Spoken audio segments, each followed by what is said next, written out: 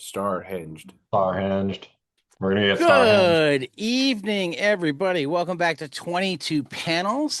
This is kind of a special episode because the Heavy Metal Book Club plus Belle has hijacked the Joy, Resistance, Hope, and Survival Book Club. Since the psychologists weren't available this month, and since it was the StarHenge month anyway, it seemed like the right people to turn to have a deeper conversation were the I'll be people who honest, I feel very underqualified as a psychologist. So so we won't get into as much of the specific psychology of it as we double sometimes thumbs up do then. We're good. JRHS. I will tell you, I mean, I can just try to pretend like I'm a psychologist. did I'm you just gonna stay say, at a tell me Holiday about Inn your Express mother. last night? No, I stayed at Nice. I stayed in my bed in my home, in this Do you apartment. live at a Holiday Inn Express? Man, that would be something now, wouldn't it? Um, So, uh, two things that I'll tell this group because I think Matt might have come to one JRHS, but I don't. I know that Peter and Dillon haven't made any yet. Um, the couple of things we do with the Joy Resistance Hope and Survival book club that are a little bit different. The first is we'll do a quick round the table check in just on how everybody is doing in the world.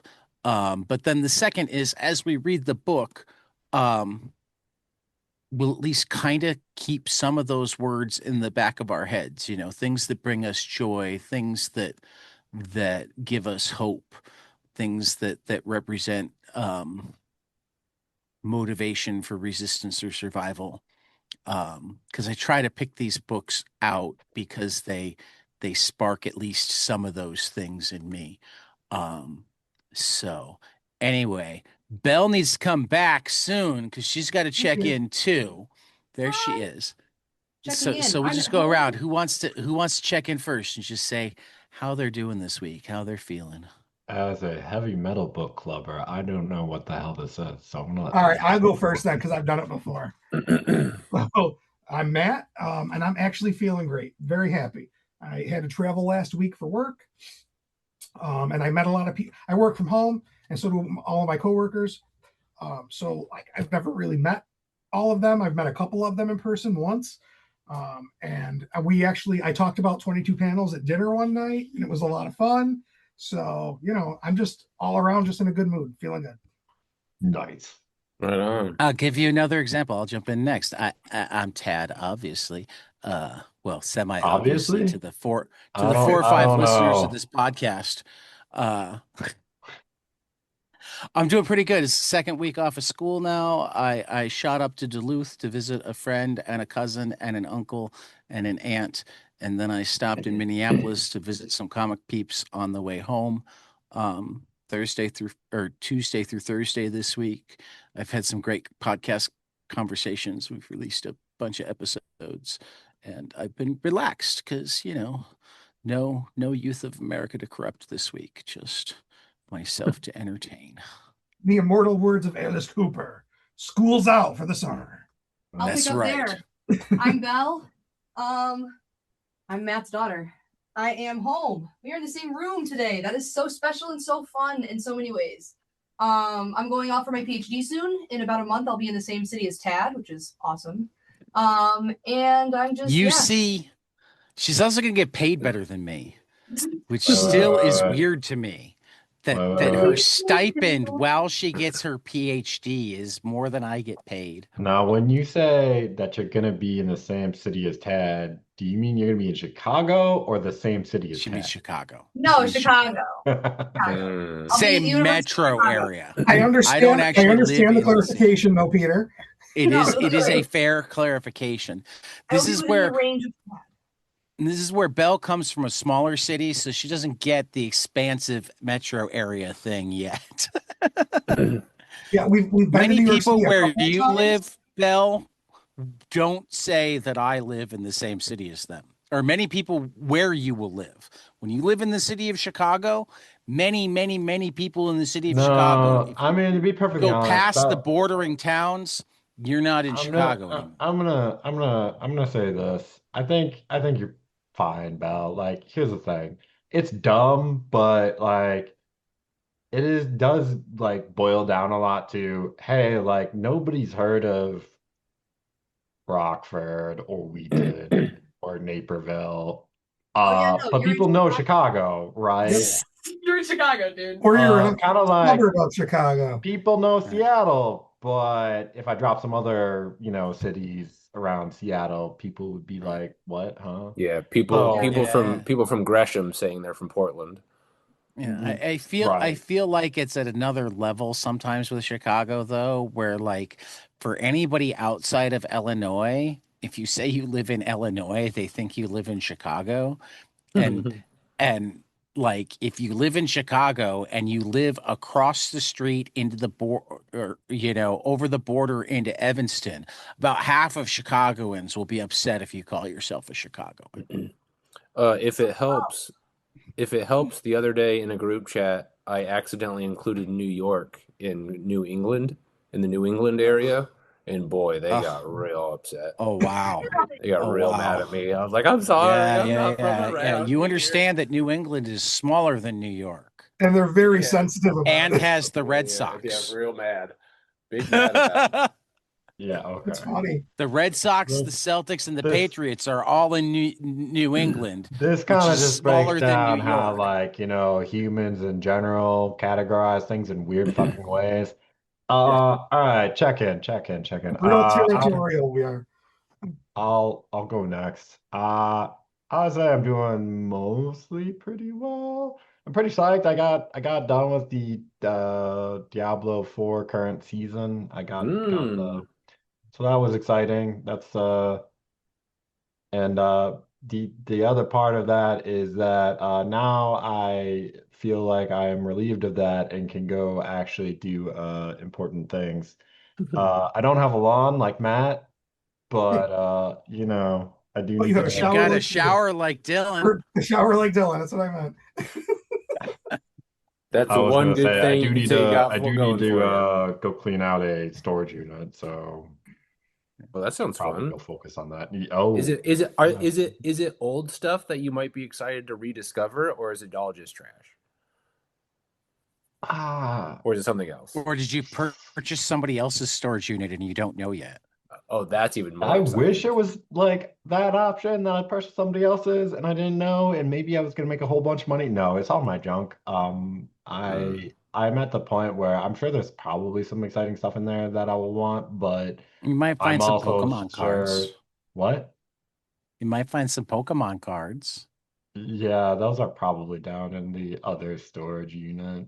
Okay. Go clean out that one instead, then. Yeah, exactly. No, because that one's a lot farther away. Actually, I'm getting help cleaning out that one, I think, hopefully, fingers crossed. But yeah, that's my check-in. I I'm know. currently dealing with dismantling that shit so that, I can feel Cool. better about life. Maybe. Uh, my check-in, I'm doing good. I'm doing much better now. But a week or so ago, I was real burnt out at work and I was not doing great. And so then I took 1 week off of work to do nothing and stay home. And it was terrific. I muted all the mutual chats that I'm in with my Glorious. work people. I muted alerts from my email and I just ignored everything and just recharged everything. That's And since I've been important. back at work, like the workload hasn't so much changed, but like I feel more mentally well equipped to handle those things. Like I just feel better about doing those I things. mean, it's almost like you're saying that using one's vacation time is good for productivity. It's And pretty mental health. crazy. That sounds very European to me, Dylan. Yeah. I mean, Yeah. that almost sounds like people should have vacation time. I mean, Wild. It's real I mean, wild. Shut up now. you're sounding European and socialist. Don't say it too loud Yeah. or they'll take all of our I'll PTO take it. away. Don't say it I'll too wear loud or that what? It'll develop, it'll happen. brand. Or, the secret police will come into my house and, put it back. I think the What latter. was that, Secret Matt? police. But like also like there's just other good things happening now. Like my wife and I are finally getting a new retaining wall outside of our house that we've been trying to do forever. New For a half second, I thought you were saying a new retainer, and I'm like, you share No, those things now, we and share you're a excited about retainer. We're that. finally getting a new one to share. Yeah, for sure. And Yeah. I've never known anybody to be excited about getting a retainer. Yeah. Wait, wait, wait, wait, wait. Only a That's because lawyer. you have the wrong type of retainer, Tad. You're thinking uh, of the thing that you put around your teeth. but also San Diego Comic-Con is coming up soon, and I have a pro badge for that for the first time this year, and so like Oh, that's awesome. that's exciting. I updated my my convention table. Like I've been obsessing over my convention table to like make it look more professional. I think it's finally at a cool level now, and I'm excited to take it for a test run. Well, and as Peter and I know, because you gave us extra ones, you have a sticker game, and that I is got a the sticker key. game now, yeah. That Yeah. is Oh, the my friend. So key to Adam Mashinchi. conventions. Oh, Yeah, that's a name I Peter, haven't heard in forever. yeah, Peter knows Adam. Adam is into 3D printing now. And so he 3D printed me a sticker dispenser that has Oh, like the wow. Gavin Cat Skull logo on it and like a little Cool. femur bone like lever. And so you pull the lever and a sticker comes out. And it's like I'm excited to use that at my convention table. Yeah. It's very Awesome. cool. Yeah, it's rad. Yeah. That'll be awesome. All right. Now for the reason that we recruited the heavy metal people for the Joy Resistance Hope and Survival book club. This month's topic is StarHenge, Book One, The Dragon and the Boar by Liam Sharp, which is one of my favorite books of the last 5 or 6 years. Yes, 5 years, because it came out during the 22 panels era. One of the first books I had sent to me unsolicited by an artist. I didn't even really know who Liam was, and suddenly I had the first issue of this in my Twitter DMs, and I read it on a rough day and was blown away. And I emailed him how much I read it and how much it had saved my day. And he emailed me the second book or the second issue. So like That's I got to cool. read the first 2 issues. I don't even it had at most been solicited at that point, and I'm not even 100% certain that it had been. I don't know how. I would bet The you days of the 22 panels Twitter. I would bet you a Yeah. significant sum that not only did that save your day, but you telling him that Yeah. saved Saved his his as week. well. I He bet told me that. He's yeah, told me I that. like that I bet is priceless to That hear is from Yeah. pretty epic. for him. And then it really worked out because while I scheduled and we're recording a day late, but while I scheduled talking about StarHenge for the Joy Resistance Hope and Survival June book club, like 2 months ago, on Friday, Liam and I locked down tomorrow to talk about book 2. So like everything converged. So like I had good reasons to get caught up, good reasons to talk to some other people and have a fresh perspective. Good So reasons to crack the whip and be like, hey, I need people to read this. I didn't. You guys could have overruled me. You all showed interest. I just like to be funny. I You know. Okay.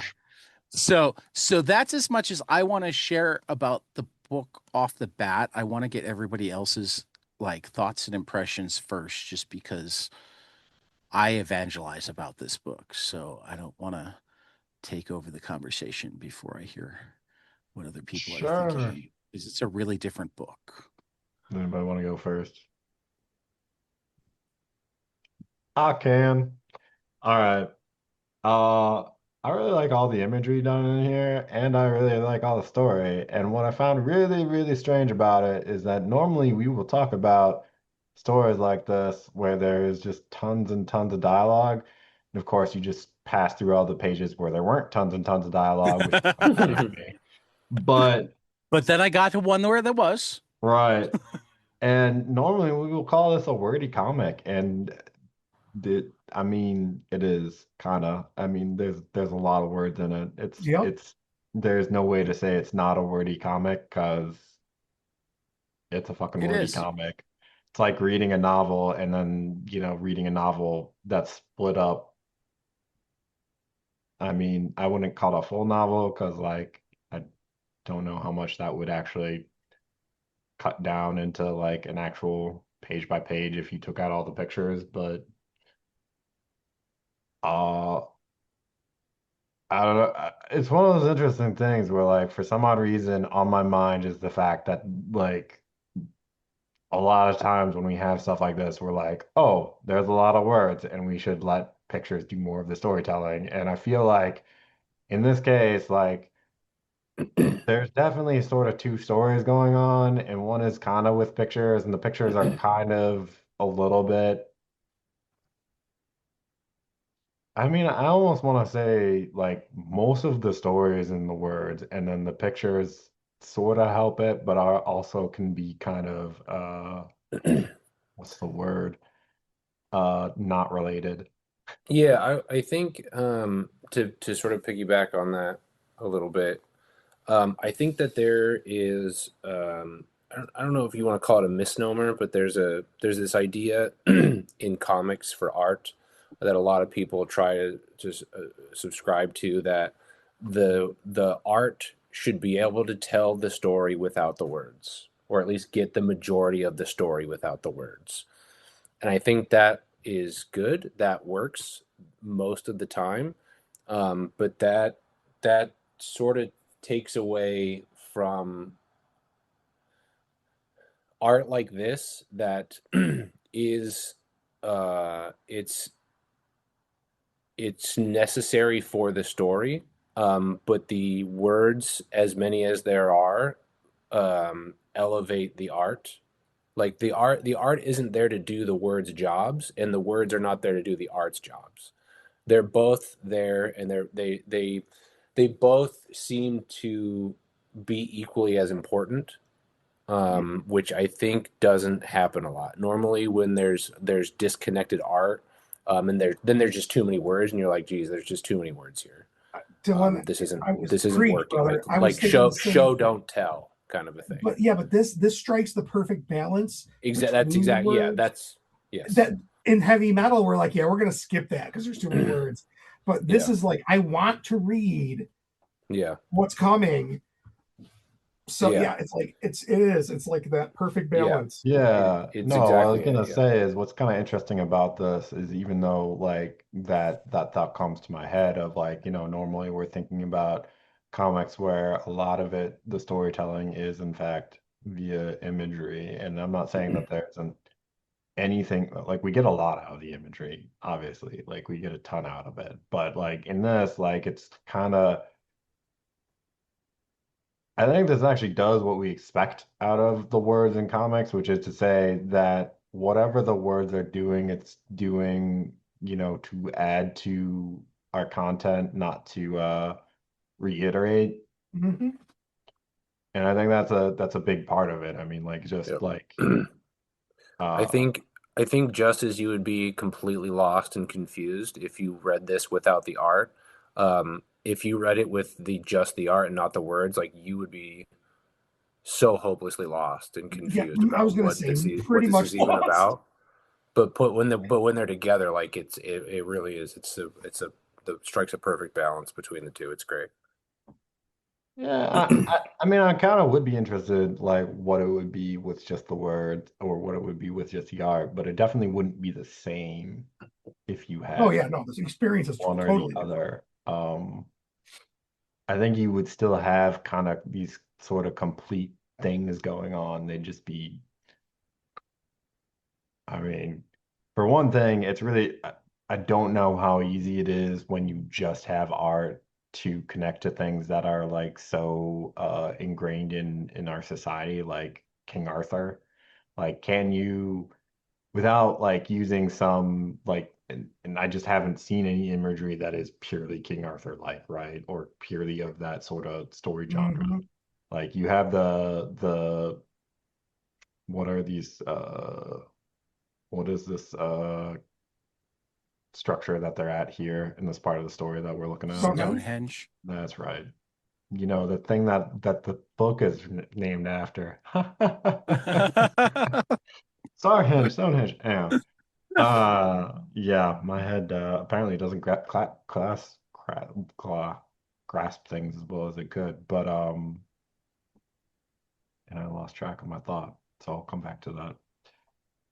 Oh, that was it.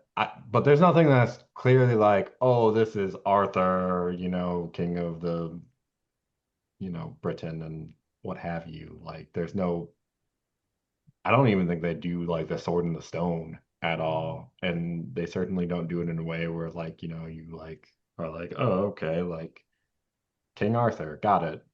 Right. So, Yeah, there's no single mnemonic, visual mnemonic to be like, that sums up King Arthur. You're right. right, 100%. The sword and the stone is the closest thing you could get to that, and he doesn't go anywhere near that in this story. Right. That So, yeah, that's what I was saying. Like he doesn't pull on that, so yeah. So why? seeing this without the words, you're not gonna get that it's a King Arthur story, because that dude in the robe could be Gandalf, it could be, you Right. know, whoever. So Yeah. So Well, and he explains some of that in some of the fourth wall breaking points, though I yes, know that because this got tossed on people, not everybody has gotten through the whole thing. But really that there was a book by Nikolai Tolstoy called The Quest for Merlin that really tried to explore um like whether or not there was a real person that inspired the Merlin legend. And that combined with Geoffrey of Monmouth, who wrote the first history of the British kings in like 1000, maybe 1200, you know, way, way back, way before the Le Morte to Arthur, that I think is the first place that you see the sword and the stone. Um, and also wrote a book on Merlin.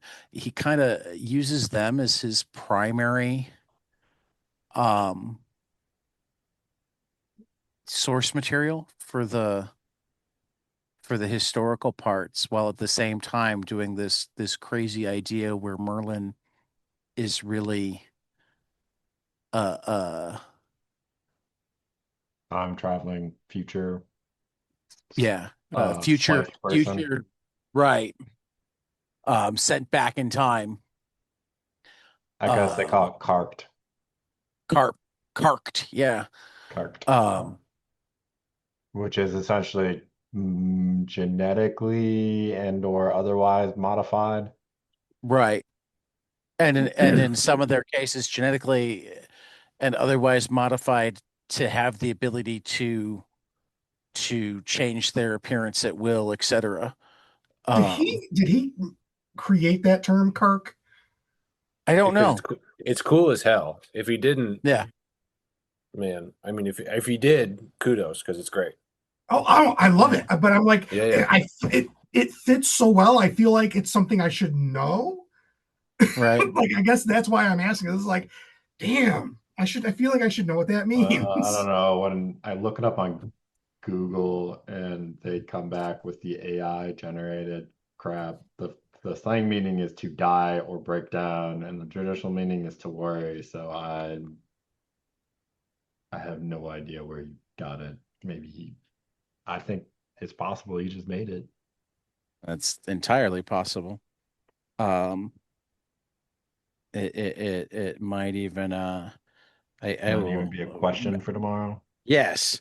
Oh, Either absolutely. Matt or I should ask tomorrow. And Or my other Belle if question, she shows up or starts talking at all.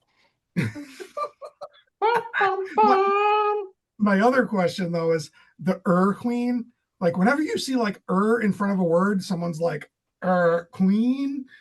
You know, like they're saying. Well, you Doing a only got pause. two pages into it that became or. That's what ore is about. I'm pretty Is sure the though is like there's more yeah, history to Okay, so you're saying that when I finish ore, I will understand all of the a little little bit more, prefixes. Okay, cool. a Yeah. little bit more. I Cool. mean, they're essentially honorifics, but over But, time they morphed. Yeah, I was that's gonna mention I want at to know some that. Yeah. at some point, Dylan, they have this part here where they talk about King Arthur that Ted just skipped, fighting his nephew, and it Modred. for a little bit it just feels like it is truly just a story. Maybe not this page, but like the one of these pages, the first two, Yeah. three Yeah, pages. but Yeah. Well, this was it's very Yeah, written yeah. as a story of Taliesin, and that's not now. I'll chime in a little bit. One of the things that I appreciate about this, and why I thought that the heavy metal club was a good team to recruit is, yes, so many of these things like this are the things that we would skip in heavy metal, except that they're so tied into the storytelling. Yeah, yeah. And yes, we're shifting to for the these balance. pages, it's much more of an illuminated prose than comic. But I Yes. but go ahead. Sorry, I don't want to cut you off. but but but but he's doing so for a specific reason. Mhm. They've come to Taliesin. Taliesin's like the bard extraordinaire. Yeah, Um, so he would be ta saying like he would verbally be given that too, which is kind of interesting. What I was gonna say Right. is you messed up though. You didn't come to heavy metal. Heavy metal has now pirated your other book club for the day. that's what it meant. Okay, that works. That We're on works. the SPU Dolores, all right? Yeah, Well, maybe next month, you let just us so know, that then but just so you're prepared, next month is Constitution Illustrated and Declaration/Emancipation Illustrated by R. Sikoriak. So I can't you've got promise you time to. anything. Oh, you're saying you're not dedicated pirates. You're gonna go, oh, we're done with this shit. We're fair weather Hey, pirates. we come, we plunder, we take, we move on. That is what we pirates do. Peter's Well, just in it actually, for the then you booty. really should read Constitution Illustrated because there is a sense in which Bob comes, plunders, takes, and moves on. Well, you let But you'll me have to read it to know. remind me of that when we're closer, maybe, and I'll think about it. Okay. Depending on where my life is at and how much of that um storage unit I still have to deal with. Right. I do like I'm trying to figure out which robot kind of reminds me of like um the TikTok Man of Oz, Yeah. or some of the It's ways where just the TikTok, TikTok yeah. Man of Oz is The Royal portrayed. Army. Right. Royal Army, yeah, definitely. Yeah. I'm a Modred little is confused on this though. That's his nephew though, right? Yep. yes. Okay, so like But his nephew has also become very involved with the dark Yeah, he got sorceress, cards. who this is kind of implying may be less of a magic user and more of a science user. There's some discussion about how there are eras where magic is gone. This isn't I one got of that. them, but So to our listeners, to give you the short uh sort of overarching story of this comic, um in the distant future, after humanity has figured out spaceflight and all that junk, we come across a pretty desolate planet with lots of ruins on it.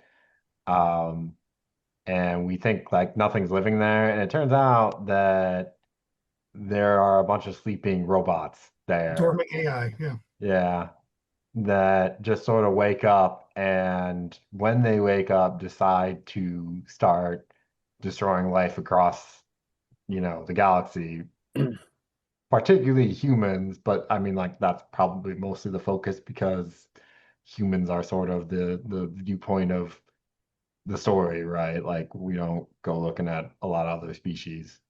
Um, but so like this story is kind of like essentially what they essentially confirm early on is there are sort of like three different spaces that this AI or these robots and these humans fight on, and it's like the real world, the essentially internet plane, and the like dreamscape, like where dreams happen.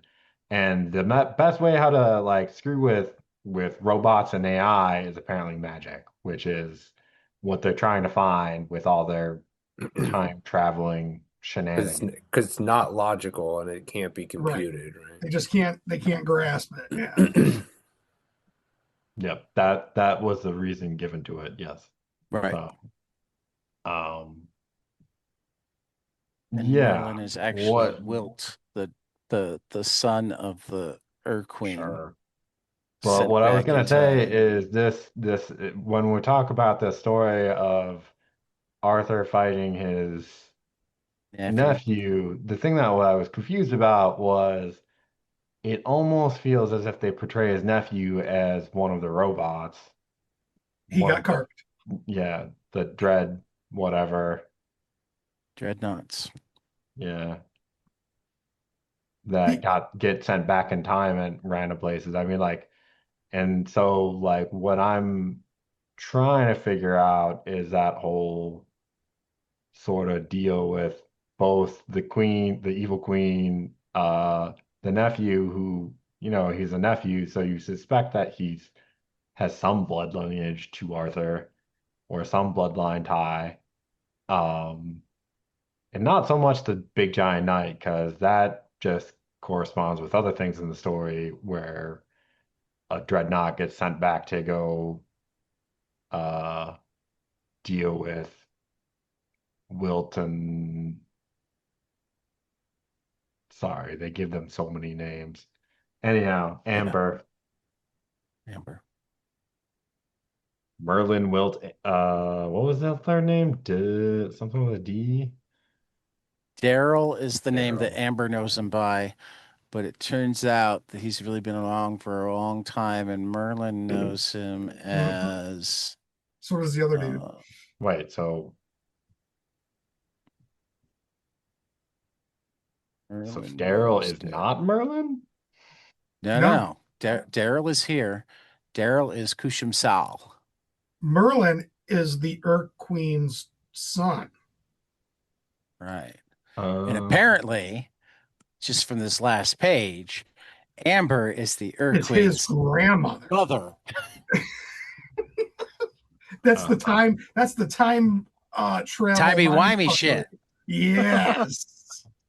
all right. Well, that means that I made an assumption and had been going with that assumption for a long, long time, and it turned out not to be true, but whatever. I know that like half of the assumptions I make each time I read this book, I discover are wrong the next time I read this book. This is actually one of the reasons that I like this book. Um, Wait, can you go to the point where the dread thing comes back in time and starts bashing shit up in the modern When they lose time? their tent. Yeah. in the mo modern timeline. Yeah, with Is that Amber and Daryl. Daryl. forward or Yeah. back right I think it's Backwards, I back think. from now. back? Backwards. Sorry, viewers, I'm sure this is such an interesting thing for me to talk We're about. scrolling pages. Somebody come up with scrolling pages music. Though while we go There we through it, go. I really, These are really the pictures dug that I wanted. And admittedly, like this it's in a section. sort of a different, yes, it's in a Yeah, sort of different I comic. I That both section is loved so this. cool. I loved this. It's very much. It reminds me of like Bernie Wrightson Swamp Yes, Thing I was gonna stuff. say the exact same thing. Yeah, Yes. But also, that's one thing in this book that I really dug was the changing of art styles, telling the right. same story. I wish he did it a little bit more with this comic style. Right. I mean, I love Also, this he comic looks like style, Lobo but right it's there. just amazing. But then also, did you notice that the inks by Ralph Rames and the colors by Raps Mahale are both anagrams for Liam Sharp? Oh, I did not know that. That's funny. That's pretty. It's a cool little detail. It's, Amber Weaver is the writer and Bill Blunt is the letterer, but there you go. Yeah, but then what I was gonna say is like for some odd reason when I saw this part, I was like, oh, that looks like the Blue Merlin sort of stuff. Dude, because they're both carked. That's why they look that way. right. Yeah, it makes sense. Yeah. I Yeah, just figured like it seemed like I don't know. I just gotta read the next one at some point and figure out what the fuck is going on because like in my head it's still like no matter how much you tell me, oh, like it's the grandma and whatever, I'm like that's just fucking weird. It's like Hmm. I'm just like no, these people like they feel like the same person. All right. they kind of do. I get that, but Like so if there Yeah. it's was just two different timelines. And I mean like at the very beginning, she's telling the story and she's like, "Oh, you've already met or already know this person or whatever." And like then she introduces Merlin and it's like, oh, okay. Um oh, but then also way back at the beginning, like when like we first meet the Queen's son, um Daryl and his other brother Daryl, does anyone get that joke? That's a no. That's That's good. Hats off to isn't that that one. isn't that Daryl what I is was your gonna other say brother, was Daryl. there's Newhart? this point where like yeah. the son is like has some woman in his spaceship or whatever that, gets called away before they can, make love or whatever. I was like, oh, I don't know. It's just, Yeah. I thought those were the same characters too. So I don't know. I'm drawing lines that apparently just aren't there. We'll see. Or We'll are and see. haven't been fleshed out yet. I mean, Liam has this is like the back of his head project for his entire life. This is like the intended magnum opus and he has layers upon layers upon layers. Which is one of the things I love about it, but also why as much as it infuriates me that it didn't Is it going sell to as be a well the first time around Futurama? as it should have been. What? I said it's there's a Futurama joke of Mr. You fucks his own grandma or whatever, is his own grandfather. Right. Um, I don't know. Makes me wonder, but anyhow. So if I had one negative comment, and it's not, I don't think it's negative. It's that Peter's douche. I hear No, about the artwork. it. Go The ahead. the dreadnoughts look so much like Death's Head 2. I could not separate it. Oh, I love the I love what they did with all the dreadnoughts and all the Oh, I do too. But cast. Death's Head 2, the cover of Death's Head 2 #1 kept popping into my head. I'm going to share it in the chat so you guys can see it. I was about to say, do I know this? Yeah, that I can see that. I want to hear Tad evangelize this. Why won't it let me? I Oh, want to hear. I want I to hear mean, his in-depth thoughts from someone who's more familiar with the material like the or way spent more the time way with the way Liam described it and like we worked out as our front counter pitch roughly, but when he was on the first time is like it's a take on Arthurian legend with some teenage romance mixed in and some um and and sci-fi galactic empire building with some Doctor Who timey-wimey shit. Is like the Mhm. short version. But the long version is it's some of the best art that you're ever gonna see in a comic book or almost anywhere. um like pushing every every edge of the medium, um Oh, sure, for sure. making it well. And who are the creators of Death's Head, Matt? Looking, I don't know off the top of my head. Dan Abnett and Liam Sharp. Are you shitting me? I am not. That's That's why I was hilarious. looking it up, because I That's was so pretty funny. certain that, yes, it looked like it, but it wasn't like totally coincidence. It was that, like, quite possibly Death's Head looked like this thing that he'd already worked out for this, but not used in this yet. No, you're right. Oh my God. I made that connection. That's amazing. That is hilarious. That's great. That's wonderful. That is amazing. But yeah, no, I mean, he's clearly, it's put together by somebody who clearly loves Arthurian lore, loves science fiction, fantasy, loves the medium of comics, Yep. and has one of the broadest definitions possible of the medium of comics. Because even those times where it borders on an illustrated novel, like, never for long enough that it could stand alone, and never in ways that I think the story would be told better by finding a way to make them comics. Mhm. Going back and forth between the full color paintings and the black and white, almost photographic paintings, and then much more traditional comics, but almost in Journal, the sketchbook. the modern autobiographical style, storytelling that's at times epic, and at other times very fourth wall breaking and personal, with hints of humor, but the humor never takes away from the bigger story, and the bigger story never gets so epic and serious that, like, it's too heavy to go. Mhm. Like, because like, particularly when you're doing, like, epic medieval slash fantasy storytelling, it's easy to get so high language and whatnot that it just drags.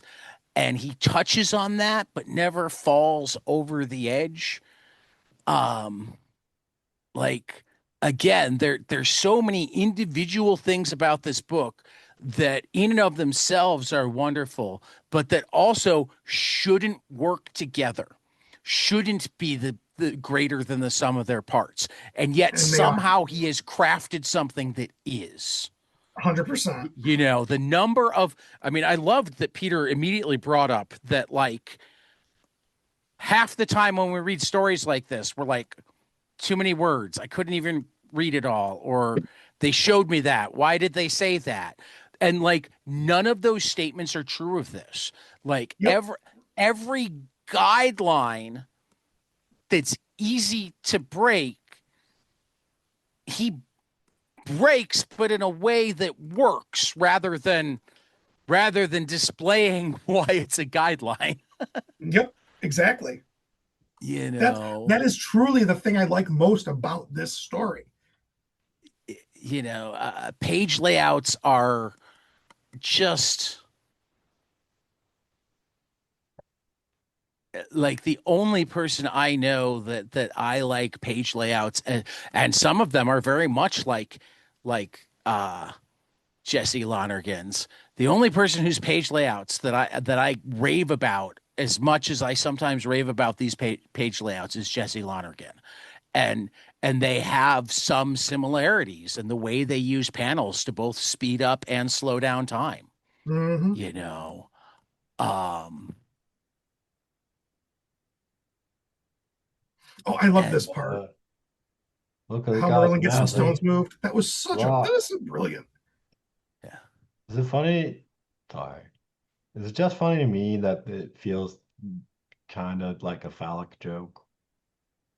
Oh, I think it's supposed to be a phallic joke, Yeah, clearly, I would assume so.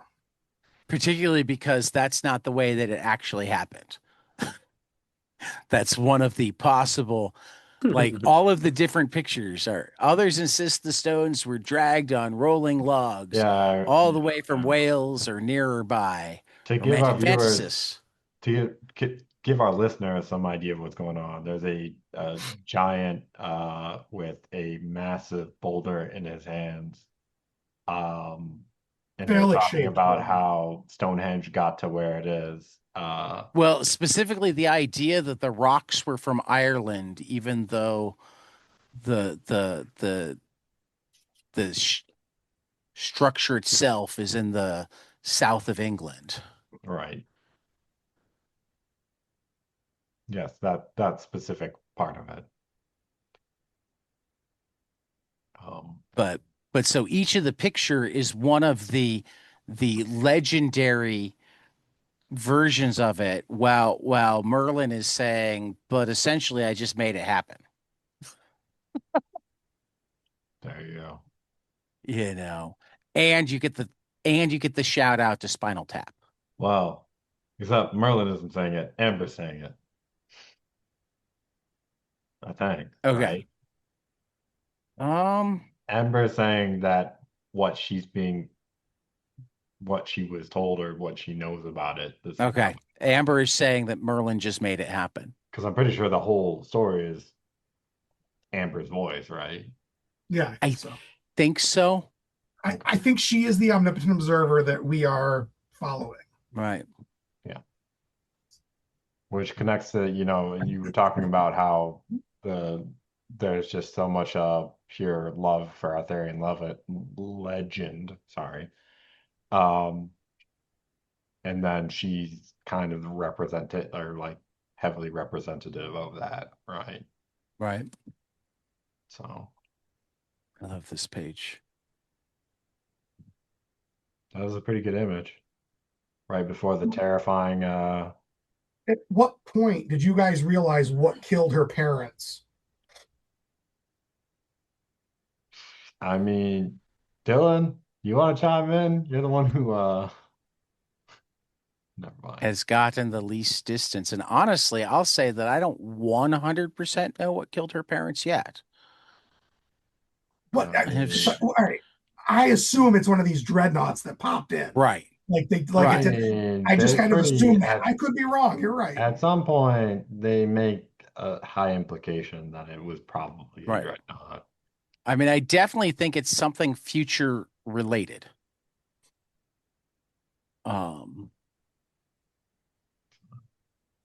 Yeah, like a page like this shouldn't work. Looking at a page with a couple of panels tumbling down, a lot of This is almost like like it's water soaked. Leonardo da Vinci meets Clive Barker meets. It's hard to. I can't pick the third, but Right. that mesh, that melding of styles.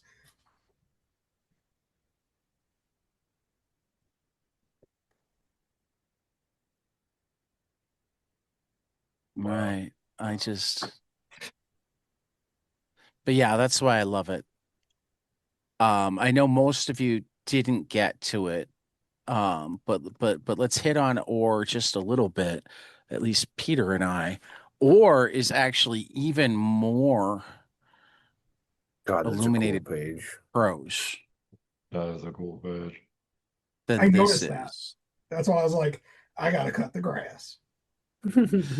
But somehow moves faster than you expect it to. Yeah, Like that's like too long to read or yeah, when I or started it's to dig in, also I'm like, am I going to significantly be able to get shorter. through this? And not only did I get through it, I got through it with like significant time to spare. In part because while it is in many ways an illuminated novella, once it loads, we can show off. There are many sections that are way more picture than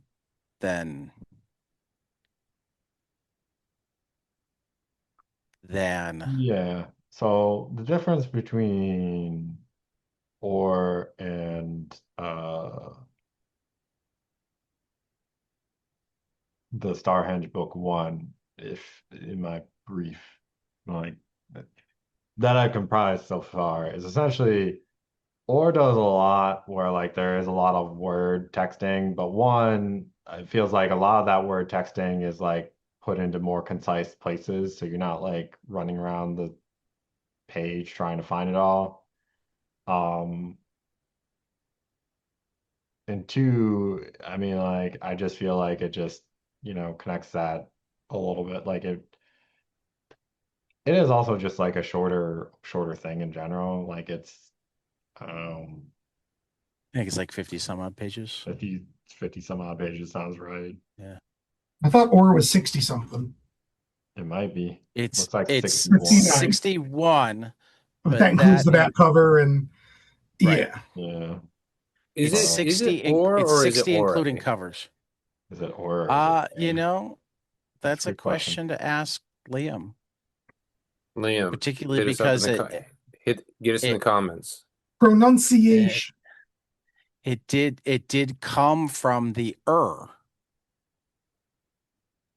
Yeah. which I don't know if it's or your or Or so yeah, we'll have to talk pronunciations with Liam too.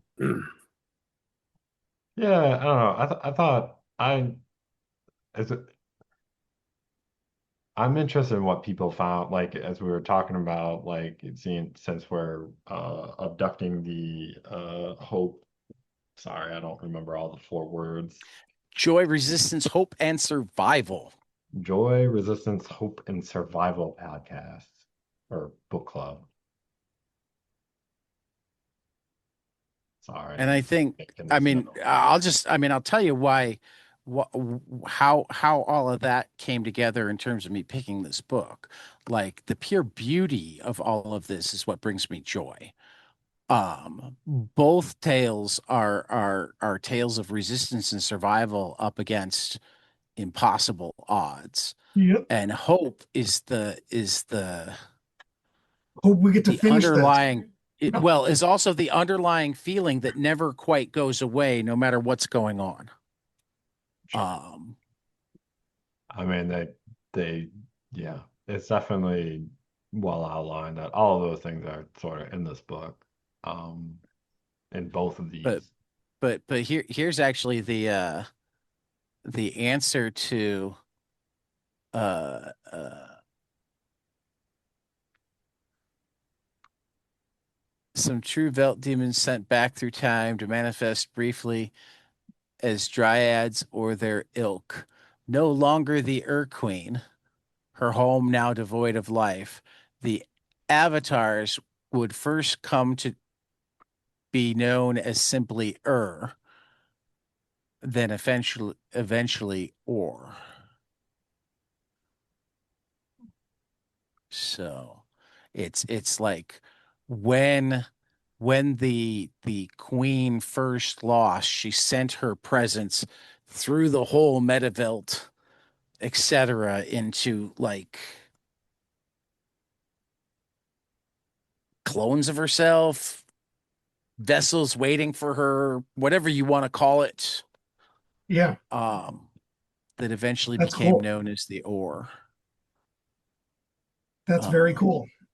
so this is both the prequel and the future of what we were reading before. Well, Well, yeah, and I the mean, whole premise too is that everything's happening all at once, everything everywhere all at once. Little bit. yeah, Kind of. Yeah, I like I it. was gonna say, Plays like, into we're that. talking Tiny Lego. about the original comic was like it itself and the prequel and the sequel to itself. I mean, like this whole series is kind of So another way to put it is this is the Queen's version of events, possibly of similar, if not exact times with the first I volume of the book. mean, I'll put it like this. This is This is a comic focusing on their queen and sort of what happened, kind of spinning off of one event that happens in the book one of uh StarHenge, right? An event that happens in there, and we go deeper into sort of what happens to the Ur Queen after that, quote unquote. Which I mean, most of it actually is after that because in this case, well, depending how you want to see it, this is all happening in the future, right? But obviously, in the series, sorry, listeners, the future is sort of some weird craft of both the future and the past since people have history in the future Yeah, for all it's the the sense that future makes. when compared to Daryl playing football and Mhm. Arthur in Camelot, but it's the past.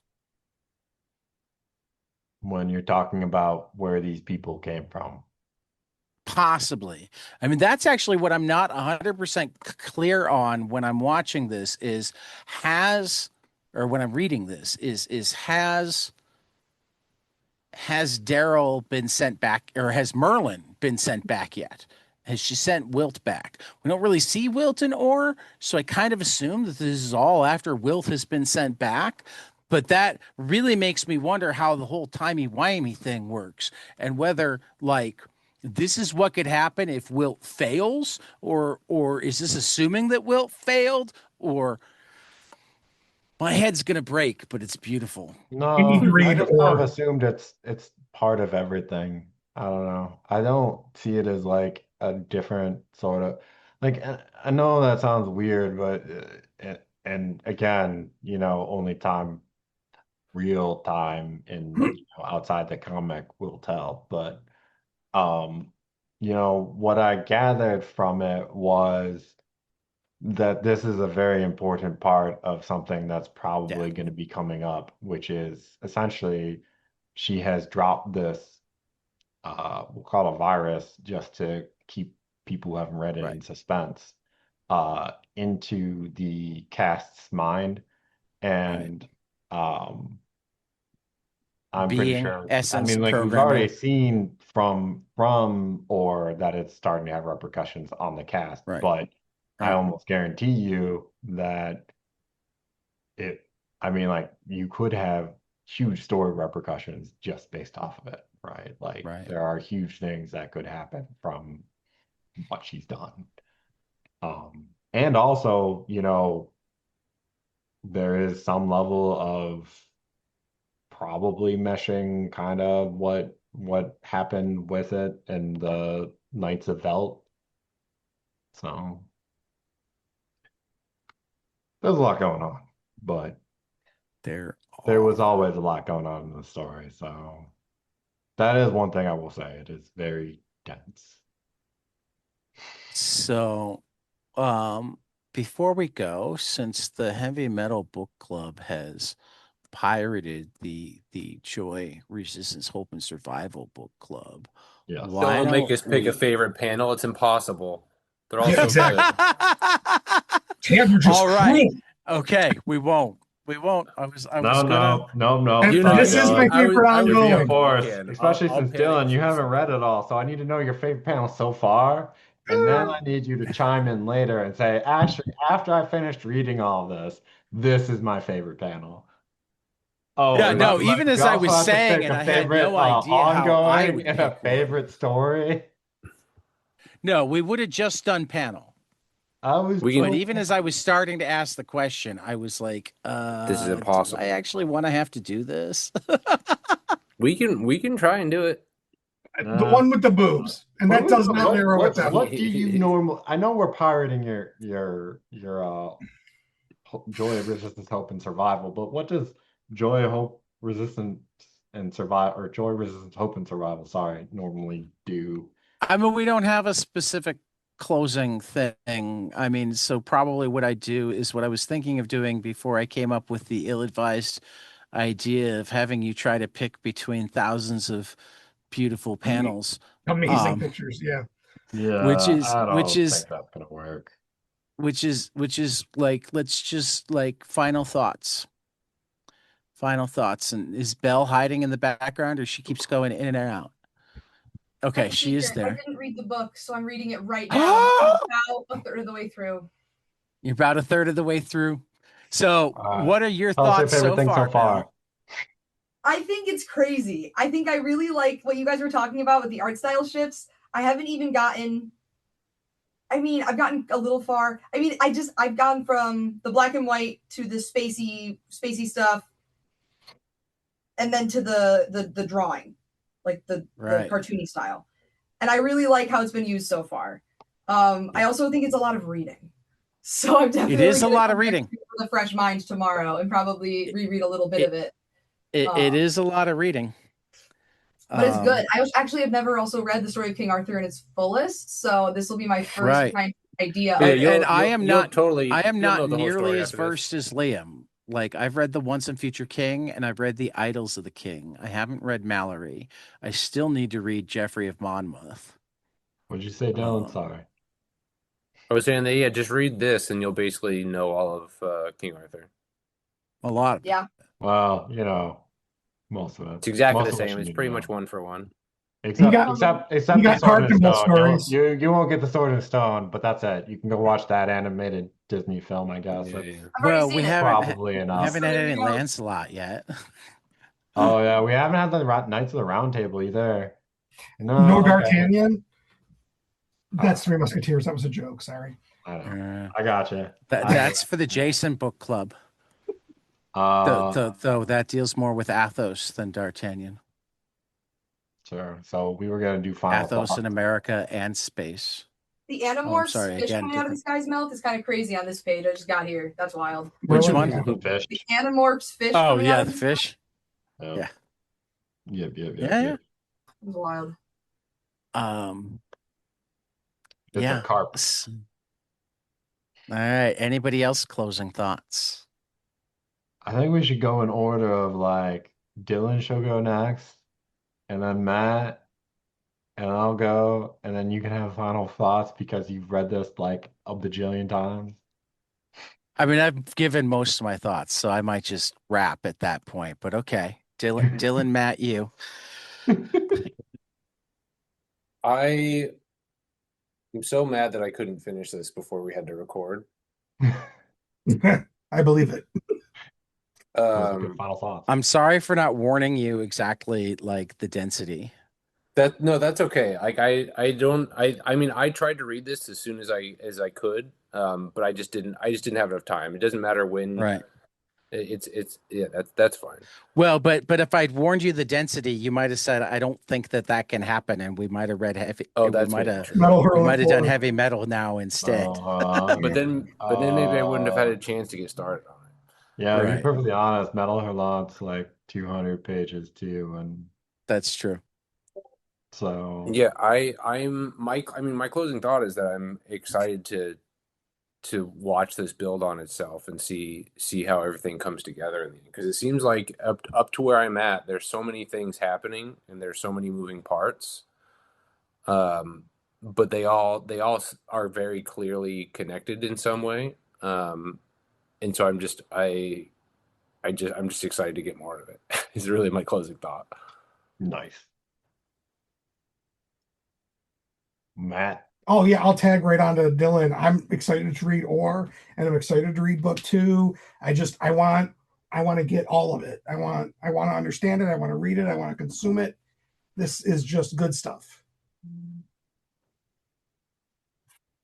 My closing thoughts.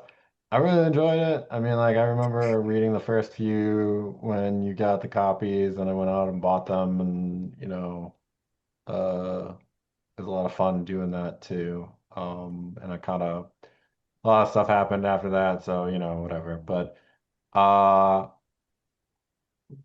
yeah, I really hope that like my predictions are right and that Ore has a lot to do with the story. I mean, obviously it's gonna have something just because it's got Ur Queen, but I think that it could be like a real good tie-in, and it'll be interesting to see if that happens or not for as we go down to the next chapter and stuff like that. So I'm excited to read more of it.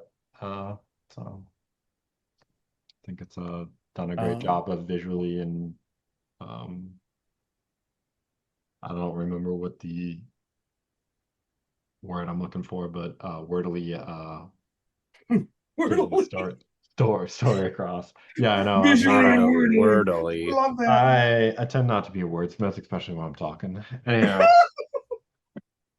I am blessed to have already read book 2, A Kiss for Atticus, all 4 issues. The first issue, as well as the first soft cover edition of book 1, The Dragon and the Boar, are all going to be in comic shops on July 1st.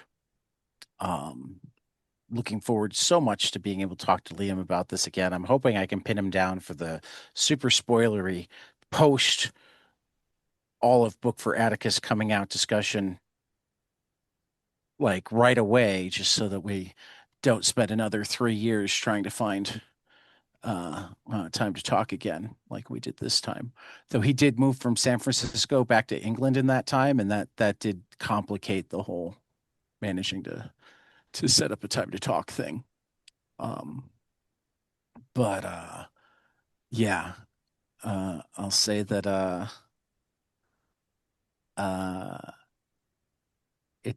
what comes next isn't quite what I expected, and that made me like it even more. And I'm looking forward to probably reading it a second time before tomorrow, just because it wasn't quite what I expected, and that just made me love the story even more because it's kind of been almost what every issue has felt like. As soon as I feel like I kind of have a grasp on where the story's going, there's some sort of